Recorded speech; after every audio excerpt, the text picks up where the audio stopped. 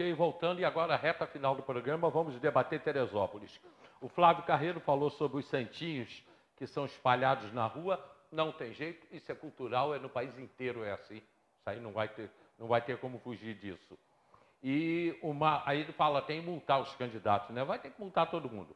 Marcos Habib deixou uma pergunta, Bolsonaro caiu muito em Teresópolis, por que se deu isso?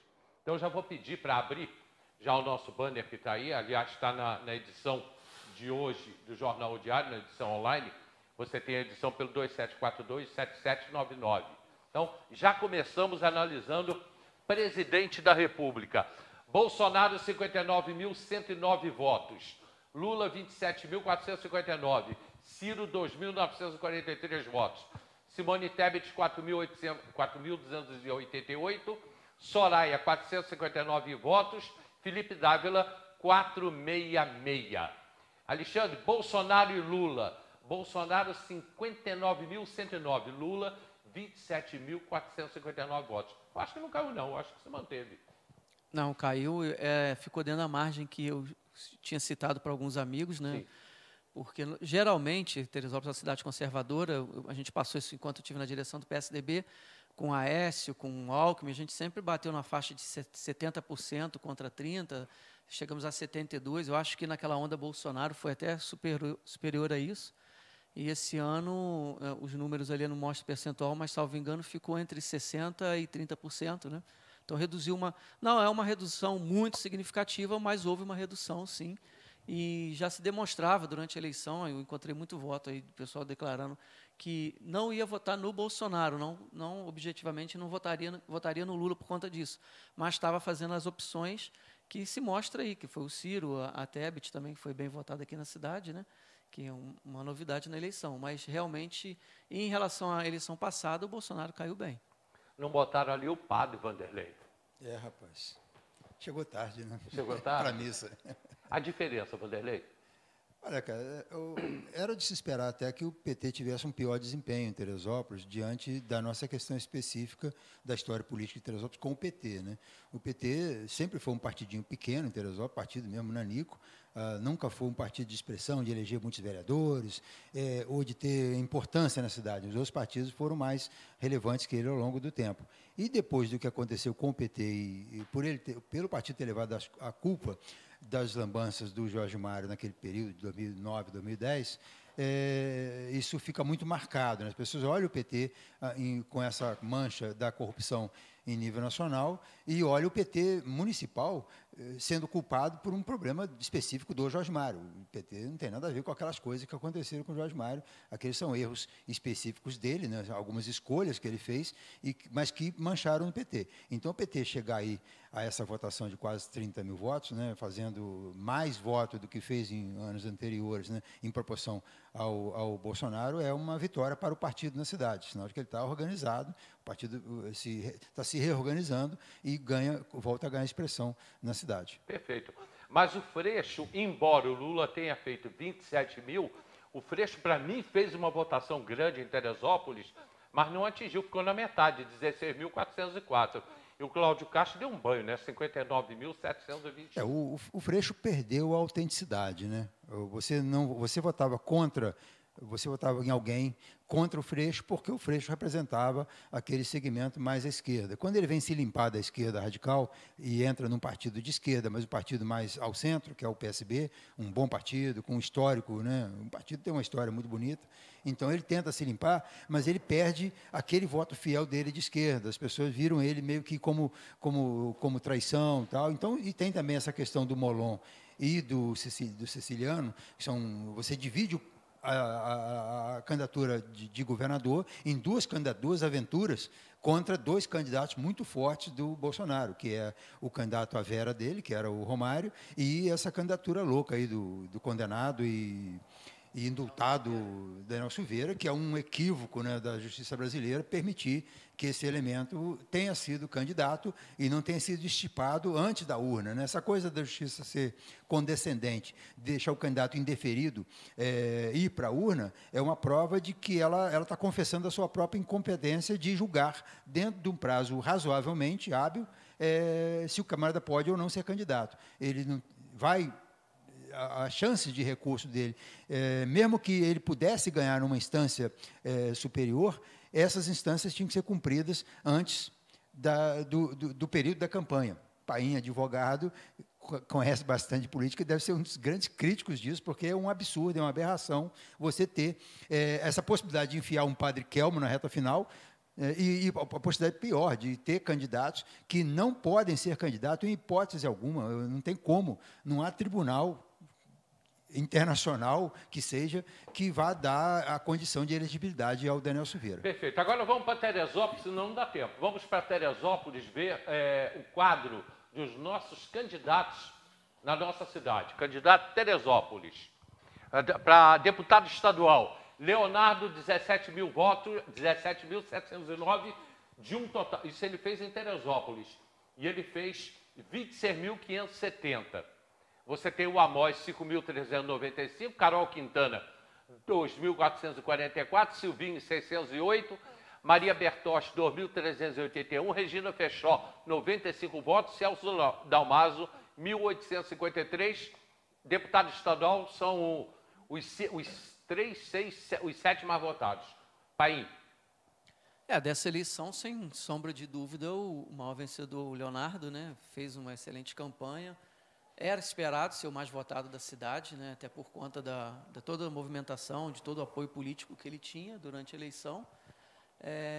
Já estava dentro, pelas conversas que eu tive com os apoiadores dele, estava dentro do planejamento dele, da soma dele, fazer entre 25 a 30 mil votos.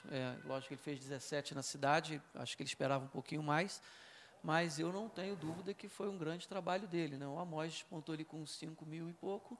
E eu queria fazer um destaque aqui para o trabalho que o vereador Rangel, desenvolveu na cidade, que por André Correia, que foi o terceiro deputado mais votado na cidade. 4.886 votos, que o Rangel tinha uma equipe bem menor relativamente, proporcionalmente ao próprio Leonardo, e conseguiu transformar isso em votos, e o André acabou sendo eleito também, que tem, a gente já conversou sobre isso aqui, ele tem residência também em Teresópolis, né?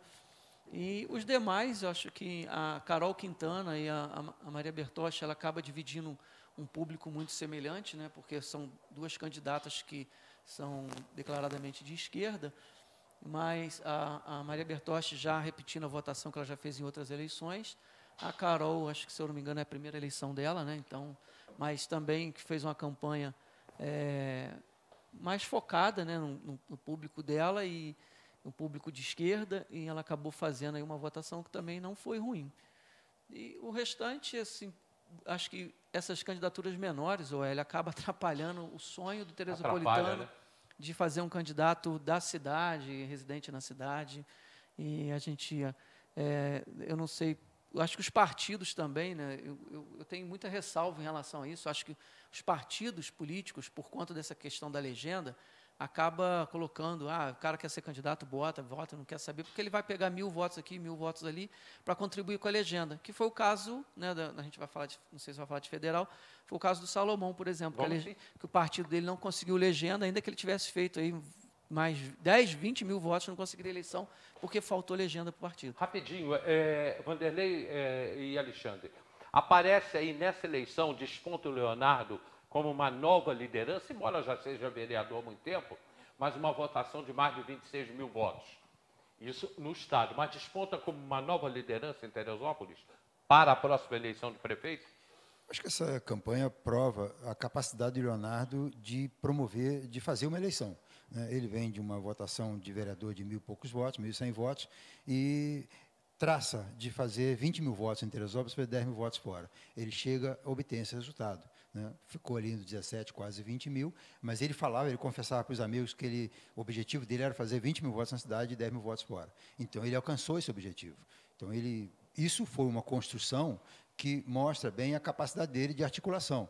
Então, ele articulou com os movimentos até contrários a ele teve aliados improváveis ao lado dele e contemplou aquelas pessoas que já seriam porque procuravam, né? Muitas pessoas que votaram e ajudaram o Léo não eram necessariamente aliados dele de primeira hora ou pessoas que votariam se não fosse essa habilidade dele de conversa. Ele tem a Câmara quase em peso, estava na campanha dele empresários, as pessoas mais simples, professores da rede de educação que lembram do período que ele lidava, né? O Leonardo tem uma característica de facilidade de lidar com as pessoas e isso mostra liderança. Então, esse resultado é prova da liderança que ele tem junto às pessoas com quem ele convive. E isso é a prova de que temos um político aí que vai participar dos próximos processos eleitorais em função dessa liderança que ele provou que tem para obter esse resultado improvável que teve nessa eleição. Então, positiva a resposta do Vanderlei Paim. Mesma pergunta para você. Não, eu não tenho dúvida, né? E, embora o Léo declaradamente a gente perguntava para ele, não, meu negócio é legislativo, né? Mas, assim, as pessoas carecem de um líder, né? Então, vão surgir novas lideranças na cidade, isso é natural, até porque o prefeito em exercício não pode ser reeleito, né? Ele já é o segundo mandato dele, então é natural que se surjam novas lideranças. E o Leonardo, pela votação que ele fez, é uma liderança natural, o Vanderlei colocou bem, ele é um bom articulador, ele sabe conversar, soube trazer para ele, para si, um apoio de grandes líderes políticos na cidade, líderes antigos, né, que engajaram na campanha dele, e isso é natural que aconteça. Olha, 95 pessoas votaram em Ziriguidim, hein? Teve 95 votos em Ziriguidim. Observando aqui, Hélio, você me perguntou, mas eu vou dar uma de intrometido aqui e comentar sobre a questão do desempenho da Carol e da Bertotti.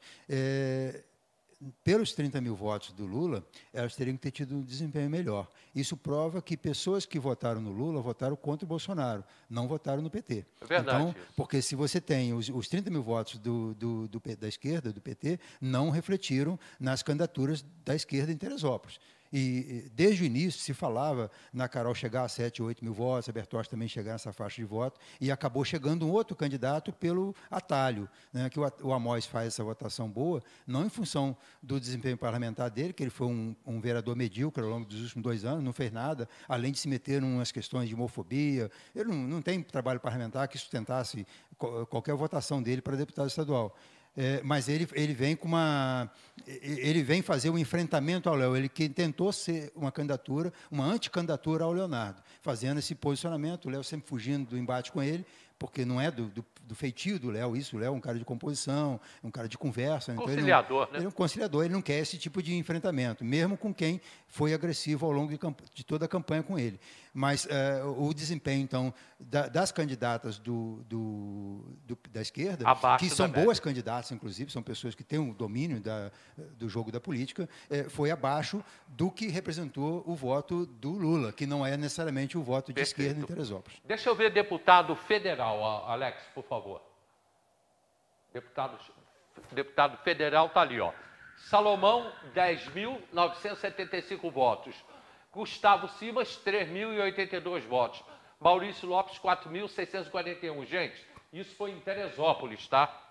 Leandro, 988 votos. O Ivan, 602 votos. Marcão, 309. Nelson Durão, 501 votos. Marcos Juliano, 348 votos. Roberta Barcelos, 226 votos. Hugo Leal, 3.693 votos. Lembrando que o Hugo Leal se reelegeu deputado federal. Abro com Alexandre Paim.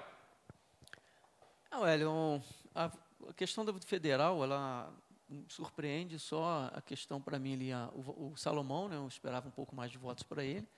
Né, os demais, o Maurício acabou ficando com uma votação de 9 mil, ele fez mais votos, quase mais votos fora do que aqui. 9.990 votos. Embora, acho que o Maurício já fez campanhas maiores nas outras eleições, mas também não é um resultado ruim, né, se pegar como um todo, né, que foram 9 mil votos. 4.500 aqui já é uma votação um pouco mais baixa.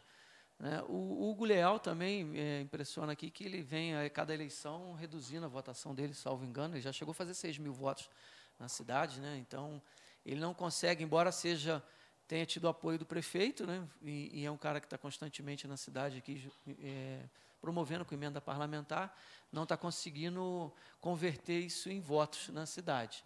Os demais, né, são candidaturas que acho que são aventureiras, né, tentaram aí mais alguma coisa, mas que realmente já era mais difícil chegar a algum lugar, por conta de toda a disputa eleitoral. E só fazendo uma adenda aqui no Wanderlei rapidamente, a questão das duas candidaturas da Carol e da Bertoldi que você colocou, reflete também do Freixo, né, que as pessoas, o Freixo também não acompanhou a votação do Lula aqui em Teresópolis. É verdade. Sobre esse negócio da Carol, que você falou agora, do Freixo. Bom, vida que segue. O Leal cresce, sempre é muito bem votado em Teresópolis. Mas o Salomão chegou a 16 mil votos. Eu não sei ainda se ele conseguiu alguma suplência. Aliás, quem deve ter conseguido... Ele não conseguiu porque o Salomão teve uma dificuldade. Além da votação, o partido dele não alcançou o quociente eleitoral. Então, o partido dele não elegeu ninguém. Então o Salomão ficou fora do jogo político por conta da situação do partido. Aí a pergunta, e o Léo, conseguiu alguma suplência? O Léo é o terceiro suplente. Terceiro suplente? Ele é o terceiro suplente. O que pode acontecer, gente? No caso do governador puxar algum deputado, isso acontece, né, Alexandre? Pode, inclusive, o doutor Luizinho, né, que foi eleito deputado federal, né, e já foi secretário de saúde no governo do estado. Pode acontecer, por exemplo, de pegar, se bem que o Luizinho acho que é no PP, né? Tá, rapaz. O Luizinho é no PP. Aí quem subiria seria o deputado Luiz Antônio, o pai do André Correia. Mas o Léo tem ali alguns nomes ali no União Brasil que podem vir a assumir posição com o Cláudio Castro, né? Até porque o partido apoiou a candidatura do Cláudio Castro, e nessa leva o Léo chegar a almejar uma cadeira lá. Não é impossível, até porque terceira suplência. Eu já vi muitos candidatos aí assumirem nessa condição. E nós temos agora, daqui a 2 anos, a eleição municipal, onde muitos desses deputados eleitos bem votados, né, eles vão buscar candidaturas municipais, que é um dos erros da democracia brasileira, desse processo de eleição, onde você tem essa possibilidade do cara ficar pulando de cadeira e eles vão fazendo as carreiras políticas deles e as cidades e os mandatos em que eles se elegeram acabam não sendo cumpridos, né? Então, se não acontecer nada até os primeiros 2 anos, certamente que na segunda metade do mandato pode vagar cadeira, sim, porque muitos desses eleitos vão buscar nas eleições municipais essas novas outras cadeiras. E num processo onde o fundo contempla os deputados de mandato, essa gente vai ter dinheiro para fazer campanha e tudo. Então, há uma possibilidade maior, talvez, na segunda metade do mandato. Quer dizer, aí tem grande chance para o Leonardo. A chance dele aumenta, porque muita gente ali, o que não for, que não virá deputado, secretário do Castro, tem a chance de ser eleito. Acontece muito isso, né? Já tivemos aqui várias vezes que deputados suplentes de Teresópolis assumem a cadeira em função da eleição do deputado para prefeito na sua cidade. Sim. E lembrando que o Léo, a gente já falou aqui, ele é um cara bem articulado, né? Então ele consegue talvez tramitar na Alerj com o governador espaços para que ele possa vir a assumir futuramente. Depende também daquele candidato que está à frente dele aceitar sair da composição do parlamento para assumir algum cargo no executivo. Mas existe a possibilidade, isso aí não está descartado. E o que vocês acham? O Leonardo virá candidato a prefeito daqui a 2 anos, ou tem uma chance do Leonardo ser deputado daqui a 2 anos, que é o que vocês estão falando? No caso de algum deputado sair e ganhar a eleição para prefeito, no caso do partido dele, né? Aí ele subiria. O que vocês acham? Nós temos vereadores e deputados que não têm nenhuma capacidade administrativa. Tem pessoas que são muito voltadas ao parlamento, são na elaboração de leis, na questão da articulação, mas dentro da questão do parlamento. E o Leonardo ele já tem uma experiência administrativa, ele já é um gestor nato, ele já foi secretário de Educação, com grande capacidade, fez algumas coisas interessantes na educação, o tempo dele como gestor da educação.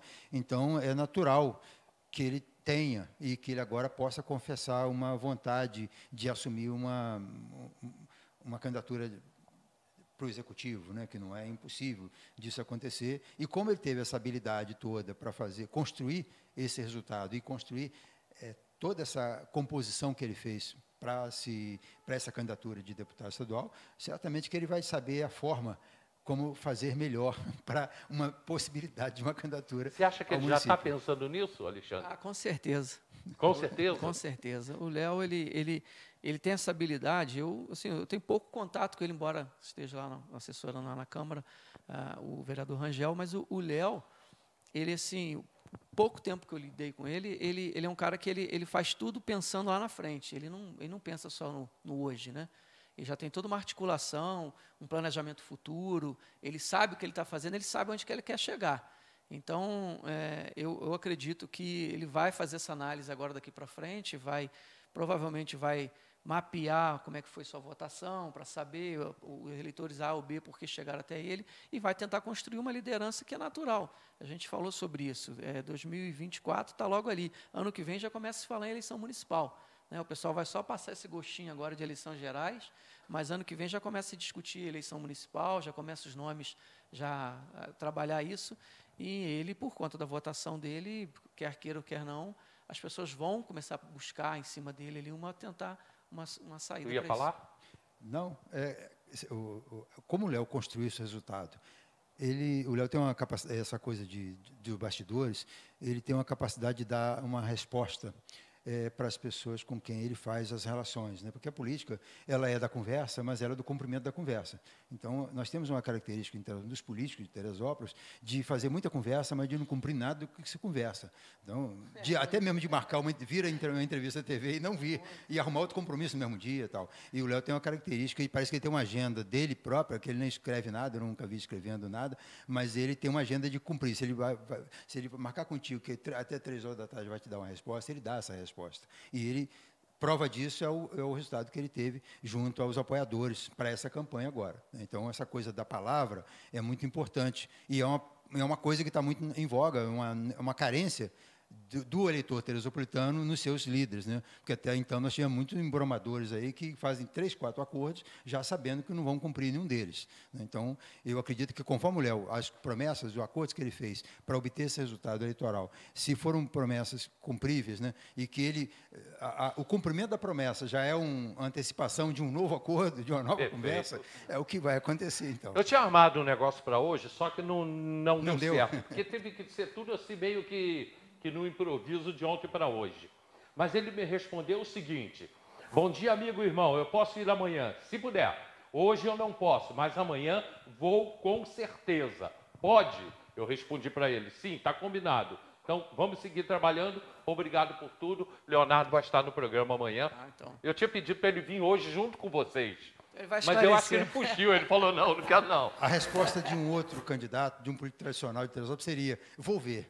Acho que dá sim. Não, mas ele confirmou. Ele tem sim ou não. Está aqui, está no WhatsApp. O sim ou não é muito importante para o político. Ele já tem que pensar de bate-pronto, isso eu não posso, isso eu não devo. Né? E isso é uma capacidade de discernimento. Não depende de ouvir o assessor para dar essa resposta, ou então dar uma resposta e depois ser orientado pela esposa, pelo assessor primeiro, e não faça isso, que isso é ruim para você, e depois o cara arruma uma desculpa, não, meu carro deu defeito, eu atrasei, o ônibus não passou. Essas desculpas que as pessoas arranjam para não cumprir compromissos. Né?